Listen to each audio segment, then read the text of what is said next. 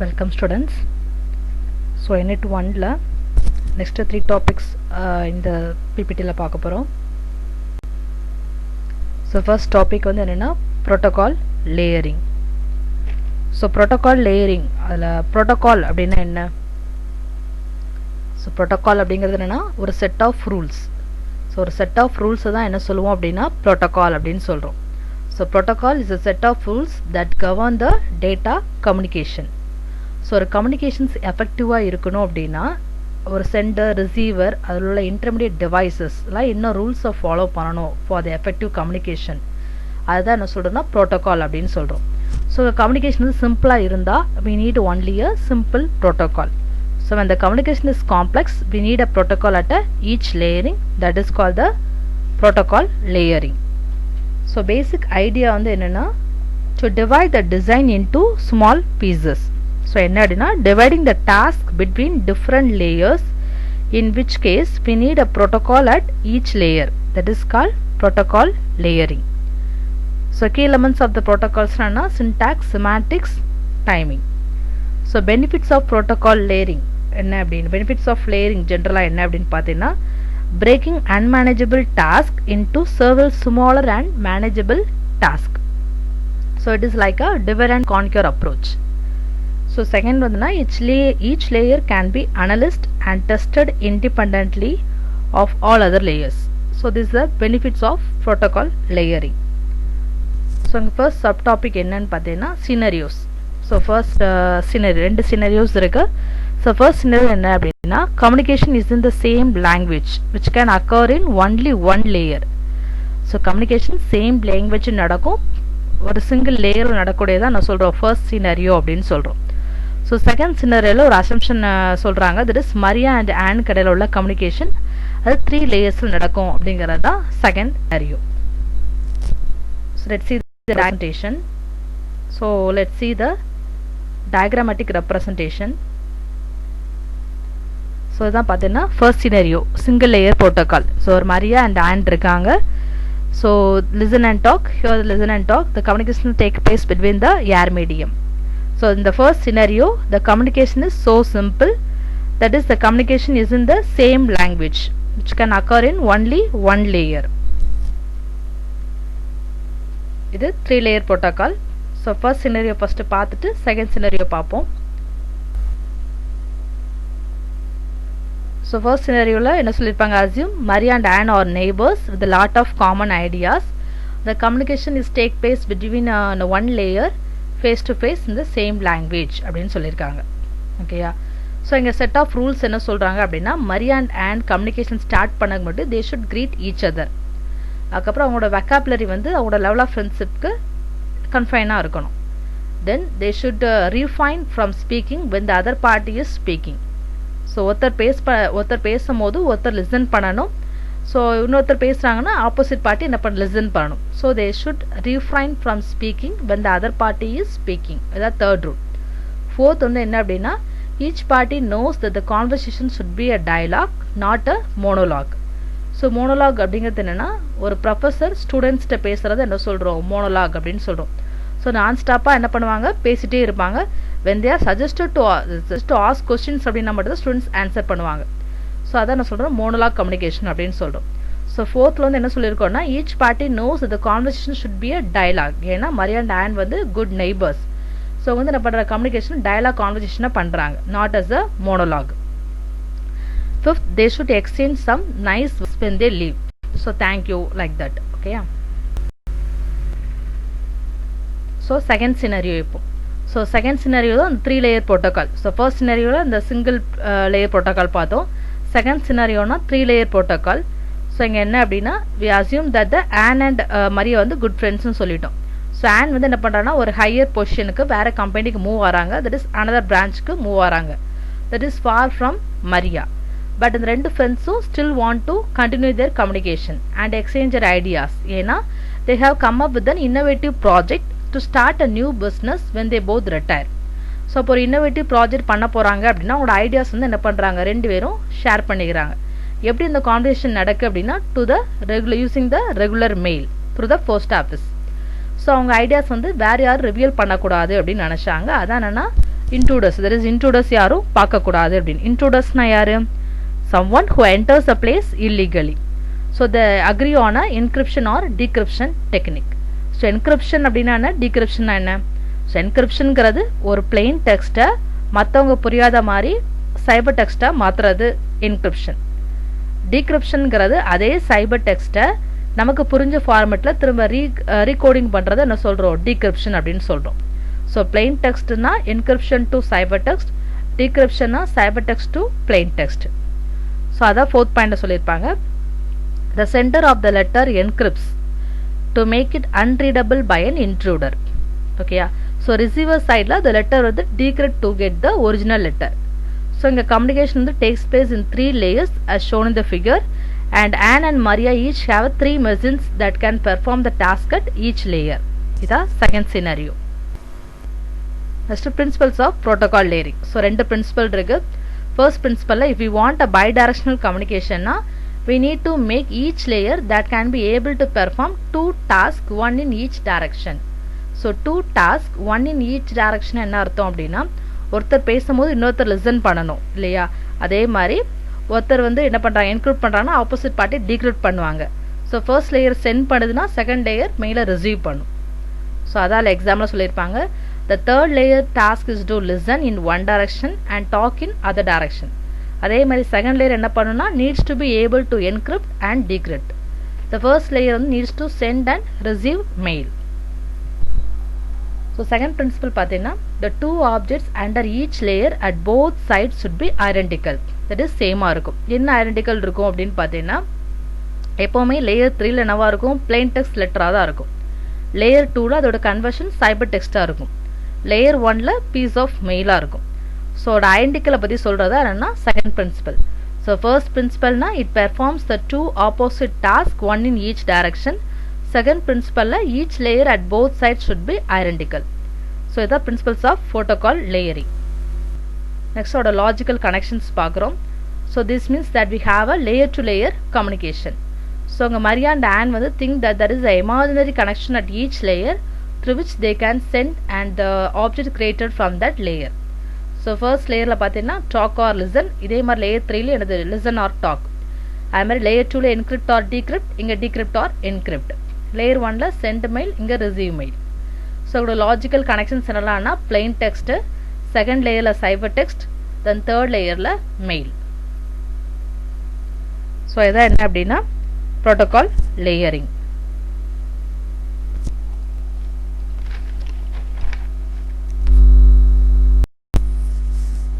So next topic என்ன அப்படின்னா TCP/IP. So protocol layer என்னலாம் பார்த்தோம்னா definitions, scenarios, principles, single layer, 3 layer protocol அதோட logical connections பத்தி பார்த்தோம். இப்போ next topic வந்து என்னன்னா TCP/IP.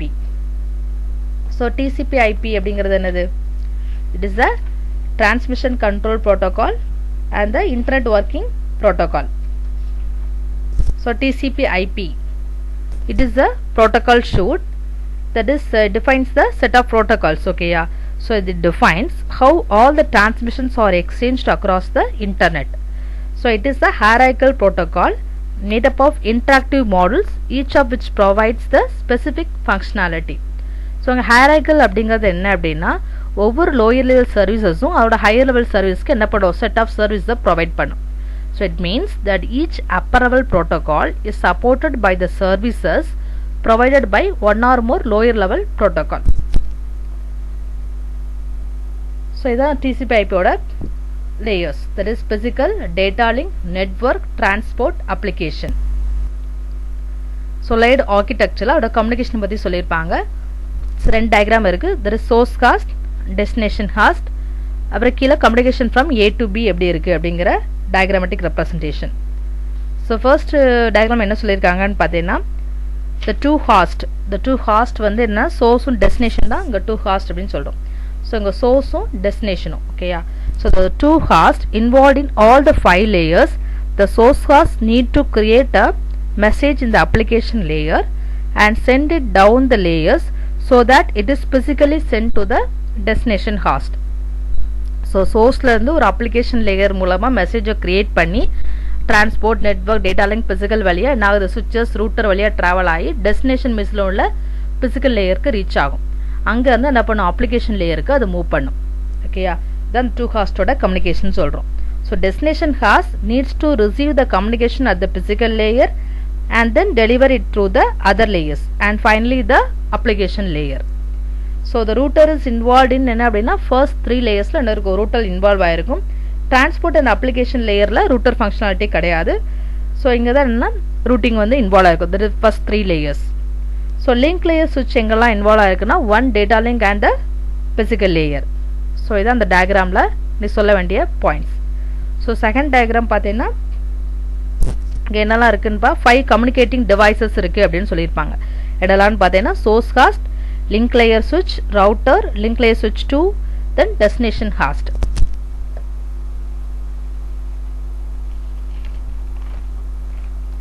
So இங்க வந்து என்னன்னு பார்த்தீங்கன்னா the router is involved in 3 links but the message is sent from source A to destination B. There is involved 2 links மட்டும் தான் involve ஆயிருக்கும். So each link may be using different link layer and physical layer protocol. So the router needs to receive a packet from link 1 based on one pair of protocol and deliver it to the link 2 based on another pair of protocol. So இதான் layered architectureல நீ சொல்ல வேண்டிய points. So layers in TCP/IP. So இதோட duties வந்து understand பண்ணணும் நீ. So duties அப்படின்னு பார்த்தீங்கன்னா என்னலாம் அப்படின்னு பார்த்தீங்கன்னா application, transport, network, data link, physical layer ஓட logical connections and primary duties. So the duty of application, transport, network layer வந்து என்னன்னா end to end communication. And the duty layer, data link and physical layer வந்து என்னன்னா hop to hop அப்படின்னு சொல்றோம். இந்த hop தான் என்ன சொல்றோம்னா host or router அப்படின்னு சொல்றோம். So main our domain duty என்ன top 3 layers ஓட domain duty, that is என்ன அப்படின்னு பார்த்தீங்கன்னா internet. And the domain duty of 2 lower layers வந்து என்னன்னா link communication. அது மாதிரி top 3 layers-உம் என்ன பண்ணிருப்போம் data net creation-ல பார்த்தீங்கன்னா so data nets should not be changed by any router or the link layer switch. bottom 2 layers-ல தான் என்னன்னா அந்த packets வந்து change பண்ணும். top 3 layers-ல என்ன பண்ணாது, அந்த data வர data unit அப்படியே என்ன பண்ணோம்னா கொடுத்துரும். so எந்த transformation அங்க நடக்காது. so bottom 2 layers-ல the packet created by the host is changed only by the routers and not by the link layer switches. So next பார்த்தீங்கன்னா description of each layer. So physical layer. So physical layer நாலே என்ன அப்படின்னா bits அப்படின்னு ஞாபகிக்கோங்க. So it's responsible for carrying the individual bits in a frame across the link. So it is the lowest level in the TCP/IP protocol suite. So there is another hidden layer, the transmission medium under the physical layer. So two devices are connected by the transmission medium, that is cable or air. So it carries the electrical or optical signals. So data link layer அப்படின்னா it's responsible for taking the datagram and moving it across the link. So data link layer datagram எடுத்து it encapsulates a packet called என்ன frame. So it provide a complete error detection and a error correction. So network layer அப்படின்னா it responsible for creating a connection between the source and the destination computer. So இங்க வந்து host to host communication இருக்கும். So transport layer அப்படினாலே என்னன்னா segmentation and reassembly. So it provides the end to end communication. So segments என்ன அப்படின்னா வரக்கூடிய மெசேஜை segments divide பண்ணி sourceல இருந்து send பண்ணும். receiving side அதே segments reassemble பண்ணி final message convert பண்ணும். So transport layer is responsible for the segmentation and reassembly. So in other words, the transport layer is responsible for giving services to the upper layer, application layer. So to get a message from an application program running on the source host and deliver it to the corresponding application program on the destination host. So finally the application layer, so end to end communication. So the two application layers exchange messages between each other. So the process to process communication சொல்றோம், it is the duty of the application layer. So ஒரு end to end communication தான் என்ன சொல்றோம் அப்படின்னா application layer அப்படின்னு சொல்றோம். So இதான் என்னன்னா TCP/IP ஓட parts என்னெல்லாம் அப்படி பார்த்தோம் அப்படின்னா layers ஓட layer architecture, layers in TCP protocol suite, logical connection, or identical objects, or description of each layers. Next topic, OSI model. So OSI na enna அப்படின்னா international standard organization provide பண்ணாதான் என்ன சொல்றோம்னா OSI model அப்படின்னு சொல்றோம். So international standard, that is an ISO. So ISO is a multinational body dedicated to the worldwide agreement on international standards. It create a model called open system interconnection. So open system அப்படின்னா என்ன அப்படின்னா ஒரு ரெண்டு different devices ரெண்டு பேரும் வேறு வேறு ஆர்கிடெக்சராக இருந்தாலும் இட் கேன் கம்யூனிகேட். அதான் நான் சொல்கிறேன்னா ஓப்பன் சிஸ்டம் அப்படின்னு சொல்கிறோம். வேறு வேறு பிளாட்ஃபார்ம் வேறு வேறு ஆர்கிடெக்சராக இருந்தாலும் they can be able to communicate. So அதை கொடுக்குற செட் ஆஃப் ப்ரோட்டோகால்ஸ் தான் என்ன சொல்கிறோன்னா ஓப்பன் சிஸ்டம் அப்படின்னு சொல்கிறோம். So open system na it is a set of protocols that allows any two different systems to communicate regardless of their underlying architecture. So ISO is the organization, OSI is the model. So the OSI model is the layer of framework for the design of the network systems that allow the communication between all types of network systems. So it consists of the 7 layers. So இதெல்லாம் பார்த்தீங்கன்னா layer 1 physical, data link, network, transport, session, presentation, application. So அங்கே application லேயருக்கு பதிலாக தான் என்னதுலாம் இங்கே இருக்குது, session, presentation, application இருக்குது. So let's see the description. So physical லேயர்னால் என்னது? It coordinates the functions required to transmit a bit stream over a physical medium.